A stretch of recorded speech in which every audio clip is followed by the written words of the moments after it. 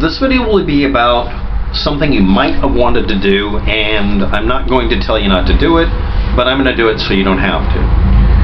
Okay, this is a 12 gauge shotgun shell, and it's about 2 inches long when it's expanded out, so it's called 2-inch type, which means this kind of shell has to be in a cage, in a chamber that has enough room for this to completely flatten out without having anything impinge on it at a 2-inch depth. So if you have a 3-inch shotgun, it'll work in it. If you have a, let's say, a 1 1/4-inch shotgun, for some reason those exist, yes they do, you can't put it in there because it'll pinch on part of the part that chokes it down, or the forcing cone in a shotgun, and will cause it to not work correctly and might blow the damn gun up, depending on what's going on with it. Now, this is about the minimum size that most people think of as a shotgun shell. Beyond that, it becomes what's called a blank, or if it's only this part of the shell, it's sometimes called a banger, because all it does is it's a mechanical holder for the other thing in here, which is called a primer.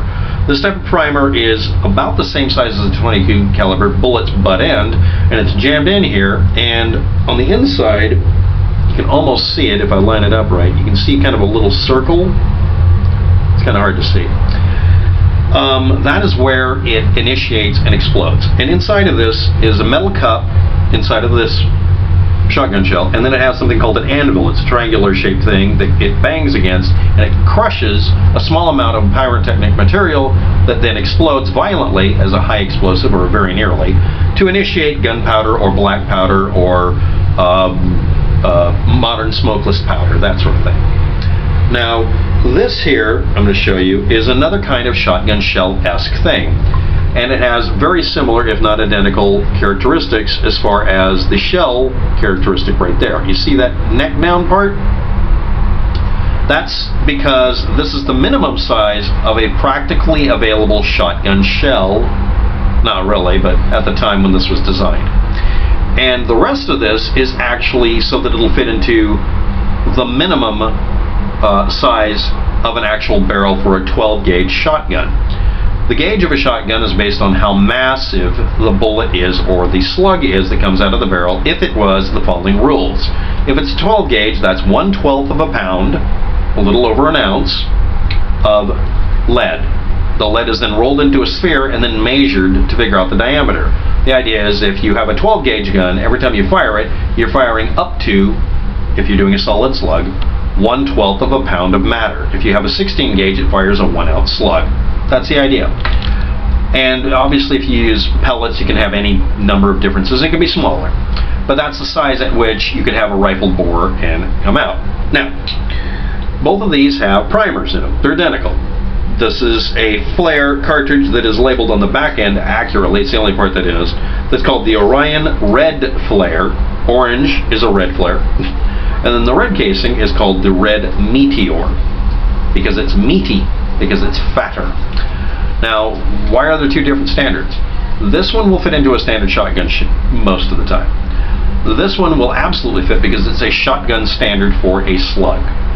Okay, what is inside of what comes out? We're going to get to that in a minute. I'm going to read off some information from a legal paper that was done that had a lot of useful information and images, which will be in the imager and the links below.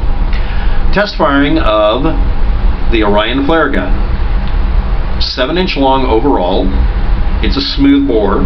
It's a 3-inch barrel, and it's 0.73-inch interior diameter, matches 73 caliber and 12 gauge, which makes it a plastic, by the way it is plastic, 12 gauge pistol that can take this size. What size is this? This is called, when you look it up, when you look up 2-inch shells, the most common wording that's used is 2-inch trap shooting load. This is the load that's used for shooting clay pigeons. The company that came up with these, the actual company, if you look it up, you can find all plastic shells they made for trap shooting. They're low pressure enough you can get away with it. That's kind of where they got the design and invention from, because they invented this. This is patented. This is not, it's a shotgun shell. Anyway, it's a 12 gauge single shot, break open, breech loader, single action. It means you have to cock the hammer back and fire it. Everybody puts single and double action. It just seems like a dumb way of saying it. Anyway, next, center fire. That means it uses a primer in the middle rather than rim fire where it hits the edge. Shotgun. It's made of plastic. Anyway, it has a 4-pound trigger pull, and it fires almost all of the force to shoot something up in the air or get it out of the barrel with a primer. Now, it obviously can't just be the primer, but we're going to go with this. Next, the Orion Signal Flare launcher is made from 11 plastic parts and 5 metal parts.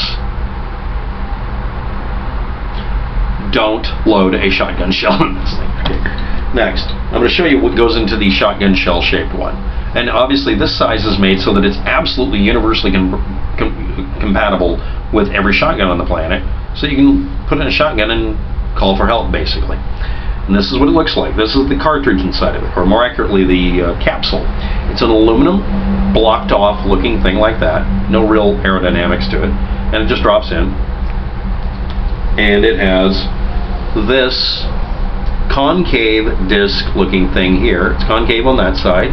On this side it's flat. The concave side goes up, and then the edge is crimped in over the top of it, so it becomes shorter to the standard fit. This one is its own barrel. This is actually, I think it's a larger number, like 14 gauge or 16 gauge. And it has this one, and it has a kind of a rounded ballistic tip on it. Now that ballistic tip isn't really a ballistic tip. It's made that shape for a specific set of reasons, but anyway, when you put it in here, this is important. I'm going to be letting go of it, and we're going to listen to how long it takes to go in. You probably won't hear it, but I'll tell you when it hits. Releasing now. Now it hit. It takes a long time to go through. In fact, if I tilt it out like this, it takes a long time to come out. Why? Because it's very much an airtight seal. It's really tight. And in the end of it, it only had this little thing. It looks like something you'd have on the end of a cane.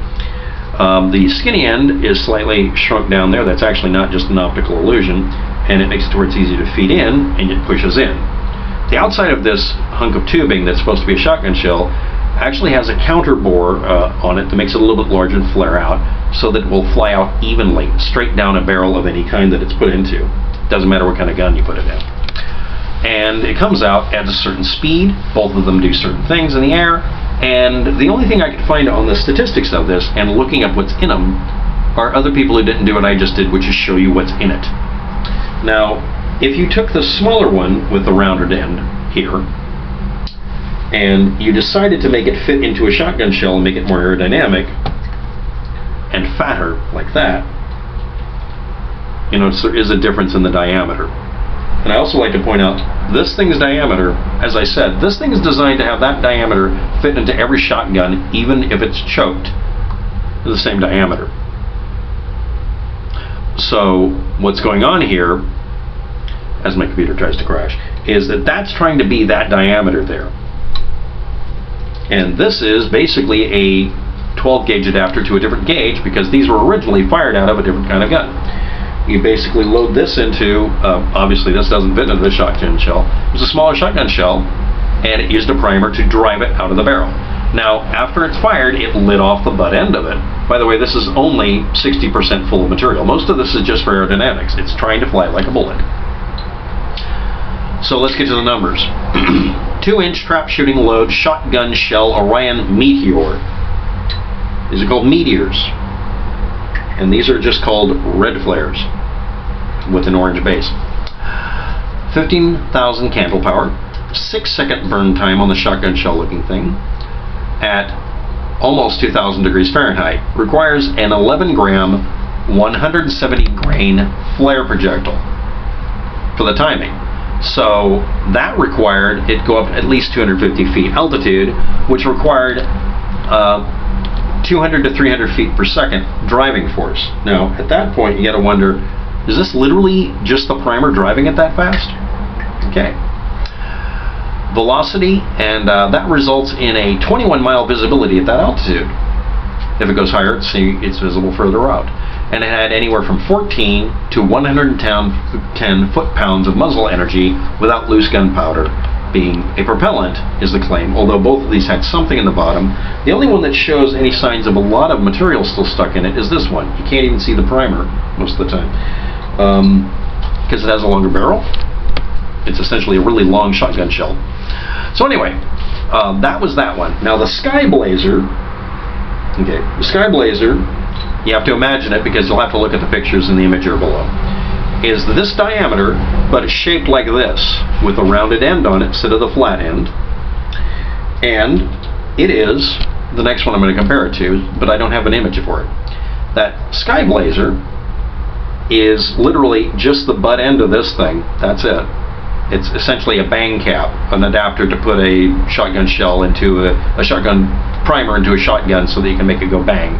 They're used for all sorts of other things like noise alarms and stuff like that. It's an adapter. But anyway, someone took one of these and jammed a much more aerodynamic version of this fat one in there and made a different one. Now here are the statistics with it from testing it. By the way, this is from a court case. Skyblazer suppository shaped projectiles in a 12 gauge blank back end. It's literally just a chopped down cartridge. And all it is just that smaller part there. 8-second burn time, requires 7 grams or 109 grain flare projectile. That also requires a 425-foot altitude because it goes for a longer period of time. This one also does exactly the same height, altitude, and timing. So we're comparing them directly. It results in 35 foot-pounds muzzle energy, which means it has less kick to it, right? Well, that's at the barrel, and that's based on its mass. Remember, if it's a smaller diameter, it might actually have a different behavior. And it's supposed to, again, not have any loose powder propellant. But when I opened one of them, it seemed to have loose powder. Figuring it out after they're expired, that's how I got these. They're expired and not safe to fire. Resulted in this information. Now, the Skyblazer suppository projectiles, as I'm continuing to call them, are also available as an insert. They insert over the top of a version of this. Okay, this is complicated. They look almost exactly like this, and they fit over the top of, not inside of, a shell like this that's been necked down so it'll act as a projectile and blast this through and then flare it out. And again, it's actually a little larger. Complex. Anyway, as that comes out of the barrel, it flares out and makes with the rifling or whatever for the barrel, and it keeps the pressure in. Now, all of these could use some gunpowder to drive them out of a barrel of a gun, or just use the primer. After it ignites, the stuff in the back end of this one, which is much deeper, like I said, this is like 60% full, ignites and it starts a time delay, and it also does provide some propulsion because it is gunpowder burning. 1954 Olin Matheson Chemical Corporation existed. Olin is the name for the flare gun besides Orion. It became Winchester Western Division Olin Corporation in 1969, and that's when the trap shooting cartridges came out. And then it became Orion Safety Products sometime later. I'm still having trouble finding out the time and date stamp for that. Now, pyrotechnic distress flares, because they can go at a temperature of 2,000 degrees and such, are in 12 gauge, 25 millimeter, and 26.5 millimeter, and 37 millimeter. To get longer hang time without using a propellant, explosives, or whatever, they are made, in most cases, with little parachutes, or they can fire up a higher altitude. They are UN designated hazard number system class 1.4 explosive/incendiary. They're more commonly fired from a single-shot, disposable, single-use tube device designed in a way to avoid resembling any kind of gun. Take this, cut off the edge, put a little spring-loaded thingy in here to drive it, or light it like a match, and make it a lot longer so you can hold on to it and fire it up in the air. They're harder to use. Most people like the pistol one, and honestly, the pistol one, it makes it obvious it's a pistol. And a bright orange pistol says flare gun to most people who actually know what the hell it is. People who don't know what it is, if they see the flare that's shaped like this, it looks like a road flare. And yes, there are refill kits that contain both of these, if you want to buy them on the net, to do a refill of these. Now, what's it good for? You can put these into a shotgun shell and probably just use them that way. That's the only way I think of that would be useful. Now, to demilitarize these things, I had to pull out the equivalent to this, and I ended up ripping the top off of it. You do it by putting in a poker, putting in something that can wedge under it, not a screwdriver, but a bent edge screwdriver, and pull the thing out. I ruined this one by not knowing that ahead of time. I was scared to do it because I thought I might set it off. These things are dangerous as hell, and I can't find a way to dissolve this stuff out, so I'm going to try to look up how to do that. Next, model rocket toy engines. 13mm, 18mm, 24mm, and 30mm diameters exist. Thanks for watching. Have a good day. Good luck.